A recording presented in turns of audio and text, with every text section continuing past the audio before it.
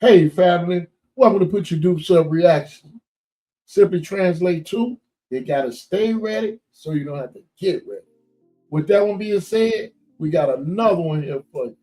Let's go. Nobody wins when the family feels, but my can hear the moment gunshots were fired. Take a listen. Control 367, the flight has dispersed for now. You go ahead. Go ahead. Sorry. And it was a frantic scene you can see, and a frantic scene you just heard right there. And also from this video on your screen, this is security camera footage from Indy E6 here in Broad Ripple of that shooting that took place Sunday morning. You can see people scattering. 5 o'clock on 13 News with breaking news. It was just in the last hour that we heard from a jury here in Marion County, finding Kara Hines guilty of multiple charges. First, that involved the juvenile victim. Unfortunately, investigators admit they can't solve the case without the public's help, which right now has not been forthcoming. Officials saying somebody was taken to Community Hospital East with gunshot wounds about 2 o'clock this morning. The person died shortly after arriving to the hospital. In that case, it just seems like I failed, and I tried, but I just feel like I failed. 3 years after speaking to Tasha Morris about Anthony's death, another son, 19-year-old Demiris Kerr, died after being shot and dropped off at Community East Hospital in October 2020. In addition to losing 3 sons to violence, in September 2015, a drive-by shooting at a home in Butler, Tarkington, claimed the life of Morris's 10-year-old nephew, Deshaun Swanson. Imagine losing 1 child, then 2. Then 3, not in 1 tragic incident, and not even 2, but on 3 separate occasions, all due to gun violence. And in every single case, there was no justice, at least not in the courtroom. Maybe the streets handled it, or maybe not. Now, you already know how society works. Some people will say, that's karma. Others will say, that's heartbreaking. But either way, people start asking questions. They start looking at the parents, the environment, the upbringing, trying to find out what was the common denominator. Well, I guess you could try to do the same for this video, fam. That's for you to decide based on the facts we present. Because just this past week, another young man lost his life. A man who already had lost 2 brothers the same way. And his mother, who has already spoken out before on 2 separate news clips for 2 different sons. On the third, I guess it's like baseball. 3 strikes, you out. This time she didn't even want to show her face. After everything she's been through, you can almost understand why. But now the internet is split. Some people are mourning, some people are blaming. Some are even joking. Some say there were bodies put on him. And that right there is where the line between reality and disrespect gets blurred. So today, we're going to break down this the right way. No assumptions, no bias, just the facts and what could possibly lead one family to experience this much loss. But before we go over this one, I want you guys to remember, I won't give you no angle. I just give you the story. So with that being said, make sure you like, comment, and subscribe. We're going to jump right to it. Sister will lose her 10-year-old son in a drive-by while paying their respects at a memorial service. The little boy was identified as Deshaun Swanson, 10 years old as mentioned. On September 19, 2015, Swanson and his family attended a memorial service at a home at the 3900 block of Graceland Avenue in the Butler, Turkington neighborhood. The FBI said as Swanson and his family arrived at the home, someone opened fire at the house in a drive-by shooting. According to the FBI, who released the $25,000 reward 5 years later, Swanson was known as Little Man. The 4th grader dreamed of being a basketball player. The FBI said the shots fired at the home came from the front and rear seat passengers in a newer model at the time, silver/gray vehicle with window tint. The vehicle was seen slowly driving by the house multiple times. May Swanson rest in peace and love condolences to his family. Indianapolis, April 17, 2016. A local mom was at a local movie theater celebrating her birthday. So suddenly she get a call. On that call, a person tell her that her oldest son was gunned down. So suddenly she goes into a shock, screaming and wondering what's going on. And just like that, her life had changed forever. This wasn't just a random act. According to reports, tension were building already in the area. And what happened next will only escalate things further. You see, on April 17, 2016, a group of people had surrounded 18-year-old Anthony Morris as he shopped at a convenience store on the city's north side. An affidavit alleged that the perpetrators yelled 5 shots and forced him from the store before they hit Morris with the fatal shot outside the food mart, which left him in a puddle of blood on the ground. It all started because of an argument over his cell phone. Indianapolis Metropolitan Police detectives in May of 2016 had secured arrest warrants for 4 individuals, a man, a woman, and 2 teenagers, all family members. But the 2 teenagers were twin brothers. They was identified as Cornisha Johnson, 33, Tyree Henning, 23, Tyren Henning, 17, and his twin, Tywan Henning. Piecing together statements from the witnesses and store surveillance video, police believe Johnson and the Henning brothers confronted Morris at AJ's Food Mart on the 2000 block of East 30th Street at around 5:30 p.m. that day. Earlier in the day, the affidavit say Johnson's daughter got into an argument with Morris over a cell phone. Morris told a friend that the daughter took his phone at a friend home and wouldn't give it back. None of it makes sense. You see, in an interview with police, Johnson told investigators she came to the home and saw her daughter screaming that Morris was trying to take her purse or her cell phone. Johnson said Morris punched her when she approached him, and Johnson then told police that she drove 3 men she didn't know, to the convenience store to find Morris. She said she remained in the car while the men went inside. She reported she heard gunshots. 2 customers in the store told police they hid when they saw the beginning of a brawl. The customers told police they heard a woman's voice shout, "You thought you were getting away with hitting me?" before hearing 3 gunshots, assuming that's Johnson's daughter. Other witnesses who know the people involved said Johnson was angry about the confrontation earlier in the day and rallied the group to find Morris. A woman told police Johnson told her she had her gun and was looking for Morris. The affidavit alleged the group drove around in Johnson's SUV until they saw Morris at the convenience store. The 3 defendants had trials 3 years later. In fact, they was released. Could you imagine how Anthony Morris' family, especially his mother, felt at that moment? But some say justice might come in another form or fashion. But like anything else in the streets, if justice is not taking place in the court of law, it's a repeated pattern, a never-ending cycle, and bodies will drop soon after. Now, before we talk about what bodies dropped immediately after they release, let's talk about the 3 defendants who came home after 3 years with the murder charge. Now, Cornisha Johnson, she home. She cooperated. She never went to trial. Immunity. She claimed she was just in the car, just her, chilling, living life. When it came to the 3 brothers, one dead, one have over 80 years in prison, and one living life according to what he feels is living. Months after he was released, Tyree Henning was arrested in 2020 for shooting his girlfriend's sister in the head in front of his girlfriend's daughter. On April 4th, 2020, Tyree's girlfriend drove him back to Indianapolis along with her 2 young daughters. As they approached Indianapolis, Tyree began to argue with his girlfriend and threaten her. While they stopped for gas near the intersection of East 21st Street, Tyree's girlfriend called her sister, Yana Orr, to pick her and her daughters up from the gas station due to concerns over Tyree's threats. When Yana arrived, her sister began transferring the car seats to Yana's vehicle while Tyree sat in the driver's seat of his girlfriend's vehicle. Video footage of the gas station showed Yana approached Tyree as he was sitting inside the vehicle. Tyree can be seen raising a firearm towards Yana's head and her falling to the ground.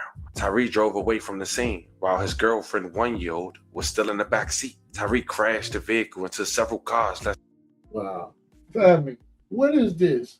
What is this? You know, when I was coming up, it's not good. But, you know, cats used to slap women. You know what I mean? That never was good. But, you know, that used to be, you know, you was slapping women. That was what they used to say. We a pimp slapper. That's what they used to say. You know, now, I mean, you're pulling out your pistols and you're just shooting them, blasting them, letting them have it like that, for real. Men, you're already stronger than a woman. And this what we doing to the queens of the earth, to the gifts of this earth, because that's what they are. Women are gifts to the land. They produce the bodies that we put the seed in. And that's why we treat them like just dog matter. Just blast, letting them happen like that. I don't understand men today, man. I just don't get what happened. My God. From the shooting. According to witnesses, Tyree fled on foot after the crash, leaving the 1-year-old in the back seat. Thank God that 1-year-old has survived. Tyree was later apprehended, and he was sentenced in September of 2020 to 84 plus years. When it came to Tyree's little brother, Taiwan, one half of the twins, he was killed 3 years later. On June 25th, 2023, he was one of 3 people killed that day in a neighborhood called Broad Ripple. A woman was later arrested and sentenced to 113 years. This morning, we are learning more on the moments leading up to a deadly shooting in Broad Ripple. Yeah, police say that 3 people now were killed. Another one is still recovering. Our Matthew Fultz is live this morning in Broad Ripple and has been following this story overnight. Matthew, we know you've been listening to some new police audio that's just been released. Good morning. Good morning, Jalea and Julia. That's right. That Broadcastify audio tells a chaotic scene that unfolded right here behind me at the intersection of Guilford Avenue. In this audio, you can hear the moment gunshots were fired. Take a listen. Control 367, the fight has dispersed for now. You go ahead. Go ahead. Sorry. And it was a frantic scene you can see. And a frantic scene you just heard right there. And also from this video on your screen, this is security camera footage from Indy E6 here in Broad Ripple of that shooting that took place Sunday morning. You can see people scattering. Police tell us they are now looking at several ways to combat this gun violence that keeps happening here in Broad Ripple. One way they say is patrolling vacant parking lots where they say people have been gathering and drinking, leading to issues. Law enforcement does not have the authority to remove people from private parking lots. And so we're going to work with the people that own those lots and try to find ways to barricade them off if they don't want people in their lot. Now, the Broad Ripple Village Association sent a request to the city to make Broad Ripple a gun-free zone on Fridays and Saturdays. Meanwhile, coming up here at 6:30 on 13 Sunrise, we'll dig into more into that and what that will look like. Meanwhile, we're still working to learn more information on the identities of the victims involved in this incident. So Jalea and Julia will make sure to pass it along as soon as we learn that information. Hold on, fam. Well, they say a gun-free zone Friday and Saturday. What is that? Oh, y'all can't have a gun in this area Friday and Saturday. That's the first for me. I ain't never heard that one. If y'all have, put it in the comments. Let me know. Get me in the loop. 2 o'clock on 13 News with breaking news. It was just in the last hour that we heard from a jury here in Marion County, finding Kara Hines guilty of multiple charges. This follows a deadly Broad Ripple shooting. Her sentencing is now scheduled for September 12th. Police say in June of 23, she shot 4 people in Broad Ripple: Tywayne Henning, Kalia Prier, and Christopher Lee Wilson Jr. They all died and a 4th person was hurt. Attorneys for Hines claim that shooting was self-defense during the closing arguments today. And she allegedly told investigators that she was punched in the back of the head moments before that shooting took place. Prosecutors said that was not the case. Hines faces 45 to 65 years in prison for each count of murder the jury found her guilty of today. Hines was sentenced to 113 years in prison. And just so we all on track, fam, when it comes to the demise of Anthony Morris and his perpetrators, Tyree, the oldest, he arrested for murder, killing his girlfriend's sister while her 1-year-old daughter was in the backseat. When it comes to Taiwan, he was one of 3 killed by a female just 3 years after his release. When it comes to his twin brother, he's out.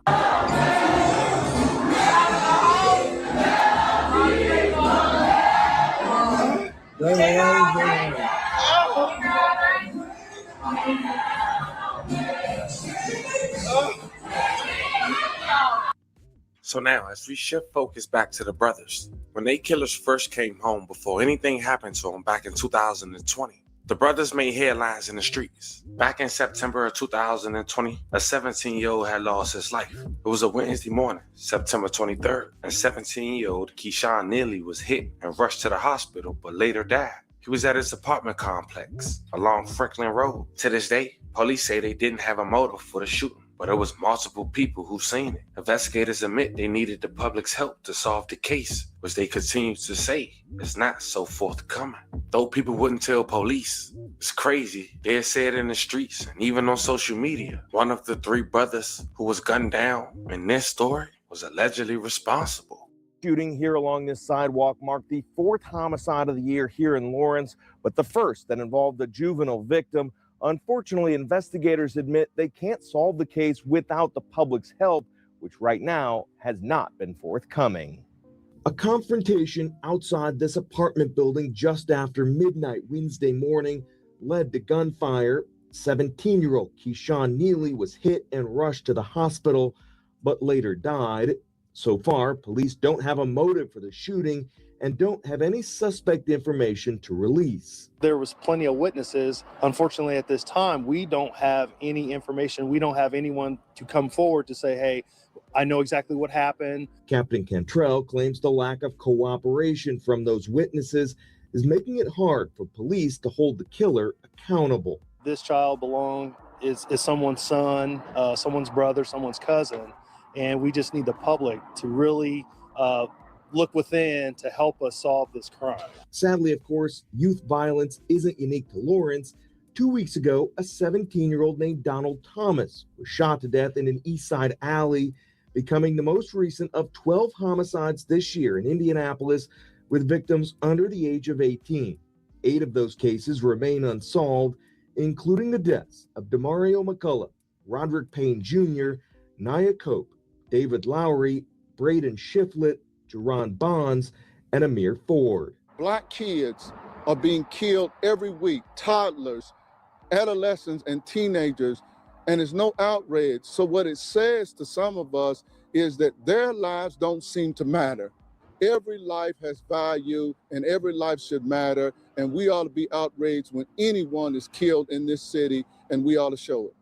Again, no arrests have been made in the deadly shooting this week. As always, anyone with information on the case can still contact either Lawrence Police or Crime Stoppers. Jesse Wells, Fox 59 News. But just 3 weeks later, the second brother would lose his life on October 6, 2020, just a week before his birthday, 4 years after his older brother was killed. Demarius Kerr, and while many people assumed it was due to gun violence, maybe it's so, but according to what police has released, it was from his own doing. October 6, 2020, at around 12:34 a.m., officers were called to a hospital on reports of a wounded person who was dropped off at Community Hospital East. It appeared he had an apparent gunshot wound, which according to authorities was self-inflicted. May he rest in peace and love and condolences to his family. And at this time, this is 2 sons lost to gun violence, whether it was self-inflicted and one tragically in the span of 4 years. Figure out what led to a deadly shooting on Indy's East Side. Officials saying somebody was taken to Community Hospital East with gunshot wounds about 2 o'clock this morning. The person died shortly after arriving to the hospital. Police were unable to find a crime scene related to the incident. At this time, they are not releasing any information about the victim. If you think you know anything about the crime, call Crime Stoppers at 317-262-. Now, as mentioned at this point, we got 2 brothers in 4 years, and I know people are wondering where the father. Well, it seems as if though they have different fathers. Junior father has posted him on social media, and it seemed he was active in his son's life. And when it came to his mother, she spoke all the jokes that was being made about her boys. She wrote, "It was all hee hee ha ha when my son was killed over his cell phone. Look how life plays out. One dead, one doing life, one to go. Karma is real. I'm speaking on it, and I don't care who don't like it." Just 6 years later, Tasha and her family would take another blow out of reports that her 3rd child in 10 years had lost his life to gun violence. The latest incident happened March 12, 2026. Tasha was looking for her son days prior when she located the family's Jeep, found her son unresponsive on the 3600 block of DeCamp Drive near 38th Street and North Post Road, not knowing how many days and how long he was there. May he rest in peace and love and condolences to his family. The same guy, while under his rest in peace post, people blame for the 2020 demise of Keyshawn that's still to this day unsolved. Was found dead by his own mother inside a car right here on this street. Almost unbelievably, that mother tells me this is the 3rd son and 4th family member she's lost to gun violence in the city over the last decade. Following a desperate search for her missing son, who she last heard from on Tuesday, a mother came here to the Camp Drive and called 911 after spotting the family's black Jeep Thursday afternoon. When police arrived, they found 22-year-old Gregory Clifton shot to death. We have loved ones that are here on scene who have learned the unthinkable, and I want to acknowledge that. Any loss of life is devastating to our community. That death took place almost exactly 10 years after 18-year-old Anthony Morris was shot and killed on East 30th Street in April 2016 following a fight over a cell phone.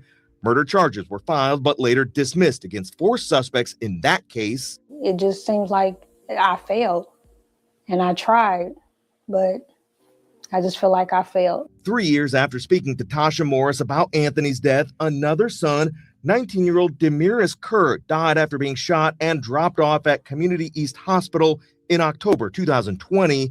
In addition to losing 3 sons to violence, in September 2015, a drive-by shooting at a home in Butler, Tarkington, claimed the life of Morris's 10-year-old nephew, Deshaun Swanson. No one wants to experience anything like this, and this tragedy certainly has overwhelmed this mother and this family. Reverend Charles Harrison doesn't know Tasha's family, but encourages anyone with information on any of the homicides to speak up. And it is the only way that we can keep the level of violence down is when we all work together and people come forward. Because all 4 deaths remain unsolved or fell apart in court, Gregory's mother said in a statement, "I do not have confidence that this case will be solved.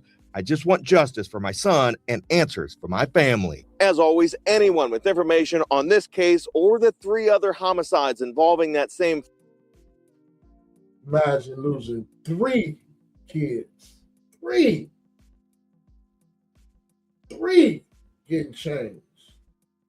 That's a hard pill to swallow there, baby.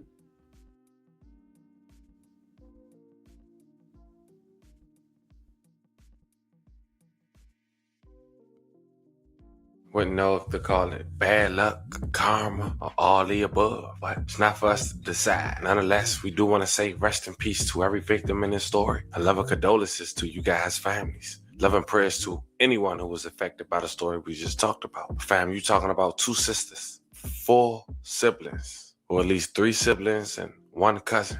Between the 2 sisters, 4 nephews lost their life in the span of 10 years. All the gun violence and not one is solved? Can't imagine. Now I've reached out to the mom of the brothers. Only time will tell if she'll be willing to speak and give us more in depth on this situation. Because best believe, just reporting what's public can't compare to someone who know, or at least assume based on being or living in this situation, why these things are taking place. And if she do speak, you guys will be first to hear. Let me know how you guys feel about this one in the comments. Don't forget to like and subscribe. And till then, I'll catch you. Wow, family. You know, that's a heavy one now. You know, all that activity in one family. Them a lot of lives changed. It's a lot of love lost. And I send my condolences to the family. You know, I know that loss hurt. It's one to remember, hard to forget, but some kind of way we try to move on. With that one, family, like I say, what you give the streets give back. What you give to the earth give back, period. What you give to the earth give back. Each one teach one. Stay together, family. Let's not give up. Gotta get better. Peace. Say no, crack kids.